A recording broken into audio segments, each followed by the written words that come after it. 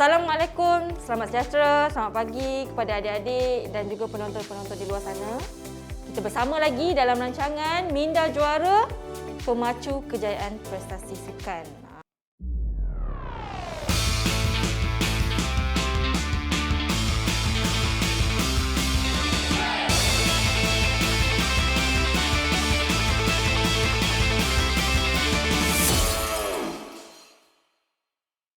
Untuk episod hari ini, kita akan berkenalan ataupun kita akan kongsikan salah satu topik yang kerap ataupun dia bukan kerap lah, dia kerap terjadi di dalam situasi sukan.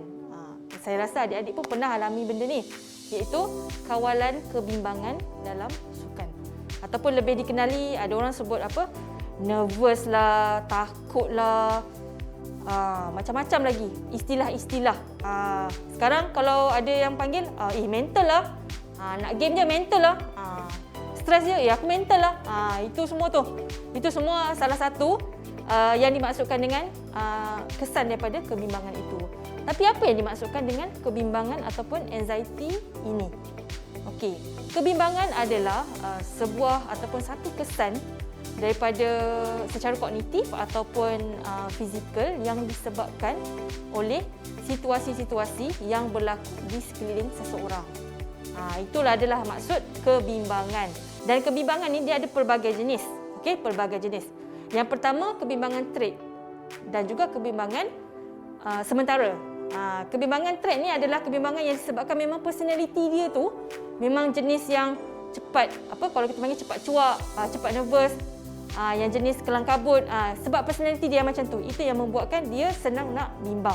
Okey, yang kedua, kebimbangan sementara. Kebimbangan sementara ni apa? Okey, kebimbangan sementara ni dia terjadi disebabkan oleh ketika itu saja. Macam seperti contoh, ada faktor-faktor lain di sekeliling yang berlaku ataupun situasi-situasi tertentu yang berlaku ketika itu, dan dia mula merasa bimbang. Dia mula menghasilkan simptom-simptom kebimbangan. Itu adalah kebimbangan sementara. Yang ketiga, kebimbangan kognitif.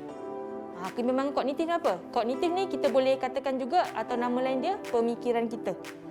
Cara kita memproses sesuatu maklumat. Apa simptom-simptom ataupun tanda-tanda kebimbangan kognitif ini? Apabila fikiran kita, minda kita, mental kita mula berfikir sesuatu yang negatif ataupun sesuatu yang tidak relevan ketika itu. Yang keempat, kebimbangan somatik. Kebimbangan somatik ni adalah secara reaksi fisiologi badan kita. Sebagai contoh macam jantung berdebar-debar, badan kita macam berpeluh, tempat yang sejuk kita berpeluh, tempat yang panas kita sejuk. Contoh macam tu. Lagi menggigil, itu semua kebimbangan somatik. Okey, itu adalah beberapa jenis kebimbangan lah, supaya adik-adik tidak confuse ataupun dah jelas lah dengan apa itu kebimbangan. Tapi macam mana saya nak tahu saya tengah bimbang ke tak bimbang ke? Kita tengok video ni di mana adik-adik kita berkongsi macam mana bila dia orang bimbang tu, bila mereka bimbang, simptom apa yang berlaku, apa yang terjadi kepada pemikiran dan tubuh badan mereka. Jom kita saksikan. Simptom yang berlaku ketika saya mengalami kebimbangan iaitu degupan jantung saya akan berdegup kencang, di mana saya ketika berada di shooting line. Simptom kedua iaitu sebelum hari pertandingan, saya merasakan perut saya tidak selesa. Simptom ketiga ialah saya merasa tangan saya berpeluh ketika berada di shooting line. Selalunya saya akan tangan bergetar ke dalam pertandingan, iaitu ketika saya melakukan teknik-teknik lah. Yang kedua, perut saya berasa tidak selesa semasa pertandingan.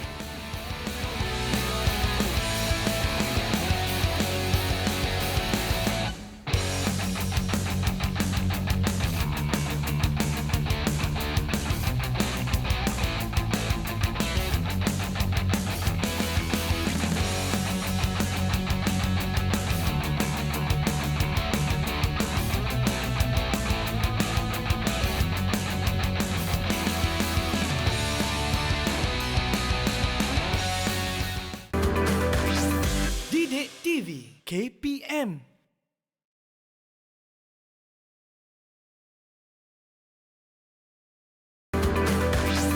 Didik TV KPM. Kita kembali lagi dalam rancangan Minda Juara Pemacu Kejayaan Prestasi Anda. Topik kita hari ini adalah kawalan kebimbangan di dalam sukan. Tadi dah tengok kan, adik-adik dah tengok video aktiviti kita berkongsi. Bila mengalami kebimbangan tu, apa simptom-simptom yang terjadi? Macam-macam ada simptom daripada segi kognitif, pemikiran, daripada segi somatik, tubuh badan, reaksi fisiologi, itu adalah antara beberapa simptom. Jadi adik-adik kena aware ataupun peka terhadap simptom-simptom tersebut. Apabila terjadinya simptom-simptom tersebut, anda tahu anda sedang mengalami kebimbangan. Tapi jangan risau. Okey, jangan pula semakin teruk, macam mana ni? Nak perform ni, nak berlawan kejap lagi ni. Habislah aku, kalahlah aku. Jangan cakap macam tu. Sebab setiap masalah tu ada cara untuk kita menanganinya. Okey, macam mana kita nak mengawal simptom-simptom kebimbangan tadi, okey, sama ada secara pemikiran ataupun secara fisiologi badan yang berubah tu, macam mana kita nak tangani benda tu supaya dia tidak mengganggu prestasi kita di dalam pertandingan ataupun ketika dalam latihan. Yang pertama, teknik yang pertama, ini teknik yang kerap lah adik belajar dalam ataupun kenali dalam kita punya rancangan Minda Juara ni, iaitu latihan pernafasan. Tapi hari ni kita tak buat pernafasan dalaman ke, diaphragm breathing ke, box breathing ke. Kita nak belajar pernafasan dengan keluhan. Sighing with exhalation. Macam mana pernafasan keluhan ni? Pernafasan keluhan ni konsep dia sama juga macam pernafasan-pernafasan yang lain. Cumanya adik-adik ikut saya Okey. Tangan, kalau yang tidak biasa untuk praktikkan lagi, belum pandai lagi untuk praktikkan, boleh letak tangan di perut lah. Okey. Tarik nafas dalam-dalam, okey, melalui hidung. Okey. Tarik nafas dalam-dalam. Okey, tarik nafas. Okey. Tapi mula-mula tu kena tenangkanlah diri dulu. Jangan tengah dalam keadaan penat ke kelang kabut ke. Okey, relaxkan diri dulu, tenangkan diri. Okey. Bila anda dah okey, dah tenang, okey, dah bersedia, okey, fikiran pun dah tak serabut, okey, dah boleh keluarkan apa yang mengganggu tu. Okey, sekarang dengan menggunakan hidung, tarik nafas perlahan-lahan. Bila tarik nafas, make sure oksigen sampai perut jangan sampai dada saja, sampai perut. Okey, tarik nafas dalam-dalam dalam kiraan 10. Okey. Sekarang saya nak anda kumpulkan segala tekanan ke, perasaan negatif ke, apa sajalah, kemarahan ke. Dalam kiraan 10, saya nak anda hembuskan kuat-kuat melalui mulut. Okey, 10, 9, 8, 7, 6, 5, 4, 3, 2, 1, hembus. Okey. Boleh cuba lagi? Buat lagi. Ada yang kadang-kadang kalau kata tak sampai, macam 10 tu susah dah nak tahan nafas 10 saat ni. Boleh buat sampai 5 je, 6 ke, okey? Dan hembus, yang penting bila hembus tu kita mengeluh. Itu sebab tu kita panggil pernafasan dengan keluhan. Bila sesuai guna ni, tadilah bila kita rasa bimbang, okey? Kita dah start fikir yang bukan-bukan, kita nak bertukar laku yang negatif, kesan daripada kebimbangan tu, kita boleh start buatlah. Okey? Berapa lama saya nak kena praktikkan? Setiap hari boleh praktikkan dalam 5 minit ke 10 minit. Praktik hari-hari, okey? Supaya bila sampai ke situasi yang adik-adik perlu untuk praktikkan, terutamanya ketika dalam tekanan ataupun pertandingan, secara automatiknya anda dapat melakukannya dengan berkesan dan dapat mengawal kebimbangan itu. Kebimbangan itu adalah normal. Nervous itu memang normal. Stres itu memang normal. Tapi yang penting, bagaimana kita menanganinya daripada mengganggu kehidupan kita seharian. Okey. Itu adalah teknik pernafasan. Teknik yang kedua, teknik relaksasi otot secara progresif. Tadi kita dah buat pernafasan. Sekarang kita nak buat relakskan otot kita. Sebab tadi saya ada bagi tahu kebimbangan ada 2 jenis kan. Satu pemikiran, satu lagi somatik, tubuh badan kita. Okey, bila nak kena buat teknik relaksasi progresif otot ni? Yang tadilah simptom kita jantung berdebar, okey? Badan rasa ketat, tangan menggigil kan? Perut rasa tak selesa kan? Macam nak buang air besar tapi tak buang air besar. Itu kita panggil perut tak selesa lah. Alright. So kita mulakan, anda boleh gunakan daripada kepala ke bawah ataupun kaki ke atas. Okey. Contoh. Bila kita nak relaksasi progresif otot, kita kena kontrakkan dia, tegangkan dia, tahan dan release. Kita start dengan tangan, okey? Genggamkan tangan. Okey. Okey, tarik nafas perlahan-lahan, tegangkan dia, ketatkan dia. Release. Okey, tangan kiri pula. Genggamkan dia, ketatkan dia. Okey, tarik nafas. Okey, tahan. Release. Itu tangan lah. Okey, kalau macam bahu ni, kalau kita biasa kan kadang-kadang stres ke kan, penat ke, kita rasa tegang kat sini kan. Kita boleh buat macam ni. Okey, kita angkat, ni kita tarik nafas, tegangkan. Ketatkan dia. Boleh buat berulang kali lah. Okey. Kalau rasa yang kat belakang ni, kalau saya boleh pusing, anda boleh buat juga. Dia lebih kurang juga anda buat latihan macam warm up, stretching tu. Tapi dengan cara anda ketatkan, tahan and then release. Okey, itu adalah relaksasi progresif otot. Boleh buat jugalah kat kaki ke. Boleh teruskan macam kaki ke. Anda boleh guna cara yang sama. Dan macam mana kalau hari pertandingan, kat mana saya nak buat dulu, kaki dulu ke, tangan dulu ke, kepala dulu. Bergantung ketika tu perut tak selesa ke, tangan yang tak selesa ke, itu bergantung kepada apa yang terjadi pada hari tu. Simptom-simptom yang anda rasakan. Tapi kalau macam nak praktis, kena buat satu badan lah. Tapi kalau bila hari pertandingan, sesuatu situasi yang memerlukan anda untuk meriliskan otot tu dengan cepat, kena fokus kepada bahagian yang berada dalam tekanan tu. Okey? Itu adalah teknik relaksasi progresif otot. Okey, kita pergi kepada teknik yang seterusnya. Bila anda mengalami simptom-simptom kebimbangan, ingat balik. Okey? Apa matlamat anda di kejohanan ataupun pertandingan itu? Kenapa kena ingat matlamat ni? Apa tujuan aku datang sini? Apa tujuan aku pergi pertandingan ini? Apa tujuan aku masuk sekolah sukan ni? Apa tujuan? Apa matlamat? Apa yang saya hendak? Apa yang saya mahu apabila saya memilih untuk berlatih dalam sukan ini? Ingat balik matlamat tu. Selalunya yang kerap adik-adik tetapkan matlamat adalah ingin berjaya, ingin bergelar seorang atlet Malaysia, ingin mengharumkan nama mak ayah, nama sekolah, nama negara di peringkat dunia. Bila kita rasa bimbang dan kita ingat balik matlamat kita tu, kita akan berusaha untuk menanganinya. Bila kita macam mengabaikan matlamat, kita rasa rendah, motivasi rendah, tahap motivasi rendah, kita akan membiarkan kebimbangan itu mengganggu prestasi sukan kita. Itu bezanya orang ada matlamat dengan orang tidak ada matlamat. Okey. Itu adalah teknik yang kedua. Kita ada banyak lagi sebenarnya cara-cara ataupun teknik-teknik untuk menangani kebimbangan dalam sukan. Kita berehat sementara, kita jumpa selepas ini.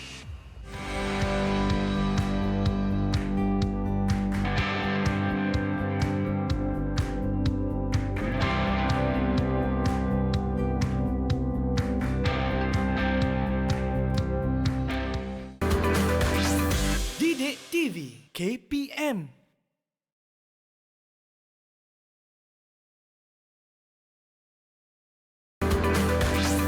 Didik TV KPM.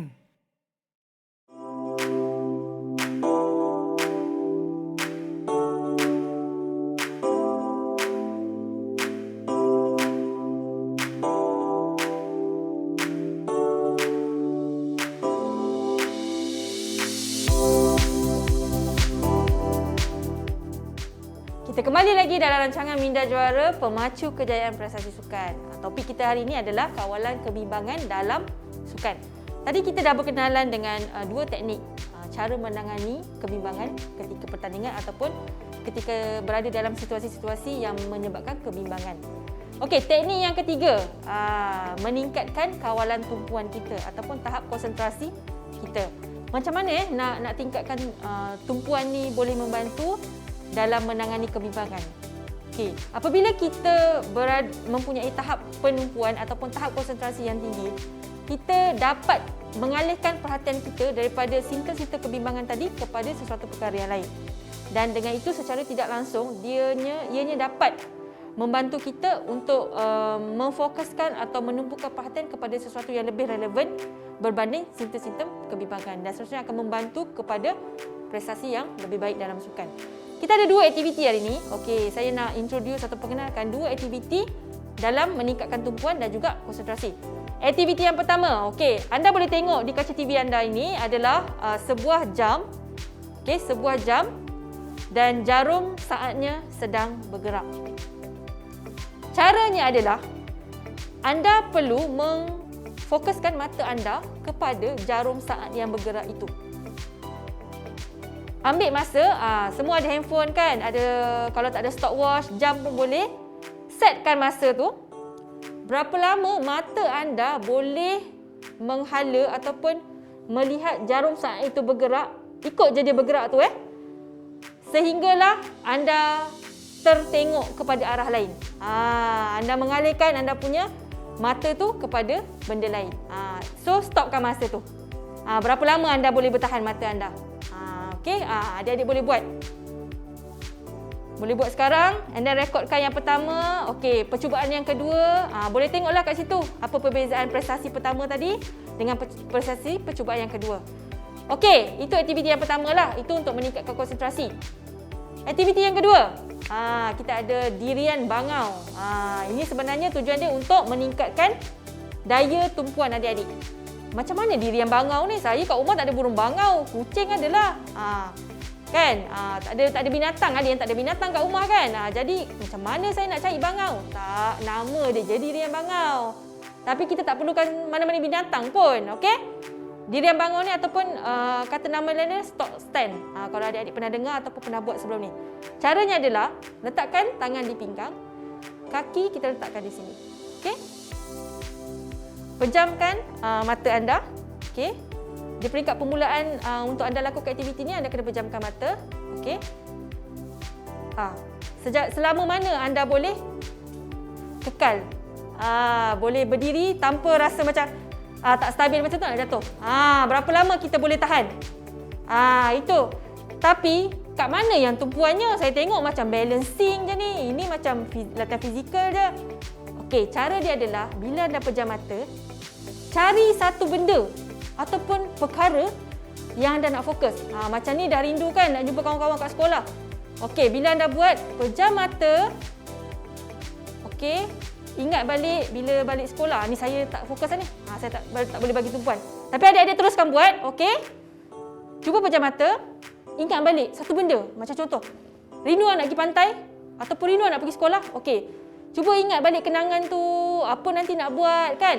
Okey. Bila tumpukan. Secara perlahan-lahan tumpuan anda sampai ke situ. Dan anda tak perasan pun. Anda dah tidak balance ataupun tidak. Sebenarnya. Itu sebenarnya kenapa dia boleh meningkatkan tumpuan. Dan katalah anda dah pakar. Anda tak perlu lagi letak tangan di pinggang. Cabar diri anda. Macam ni. Lepaskan. Okey? Nampak macam kelakar kan? Itulah. Kalau rasa macam tak boleh buat depan-depan orang rasa nak gelak kan? Cuba cari tempat yang sunyi lah. Buat dalam bilik ke dulu kan? Biasalah kita ni kadang-kadang malu nak buat depan orang kan, orang gelak-gelakkan kita kan. Jadi cari satu tempat yang sunyi, buat bersendirian dulu. Lepas tu bila nak meningkatkan lagi cabaran dia, anda boleh buatlah depan kawan-kawan ke, depan ahli keluarga ke. Okey? Itulah dia dirian bangau. Okey, itulah. Daripada tadi kita dah berkenalan dengan salah satu lagi teknik iaitu kawalan kebimbangan dalam sukan. Okey? Bagaimana jenis-jenis kebimbangan, simptom-simptom kebimbangan yang kita pernah alami ataupun anda akan alami, dan macam mana kita nak menanganinya daripada mempengaruhi prestasi kita dalam sukan. Okey, saya harap adik-adik praktikkan. Kena mempraktikkan latihan psikologi sukan ni. Anda kena praktikkan sama macam latihan fizikal. Barulah bila anda berhadapan dengan situasi yang genting ataupun situasi yang memerlukan anda untuk menggunakan aplikasi psikologi sukan tadi, barulah dia boleh memberi kesan yang positif. Okey.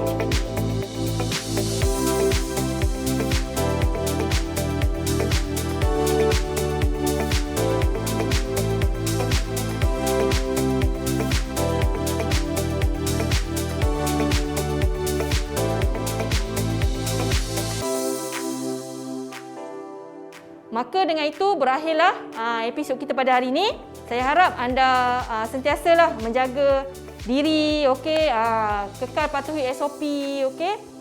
Jauhi tempat-tempat yang sesak. Maka dengan ini berakhirlah episod kita pada hari ini. Saya jumpa lagi di episod akan datang. Sekian, wabillahi taufiq wa hidayah. Wassalamualaikum warahmatullahi wabarakatuh. Bye.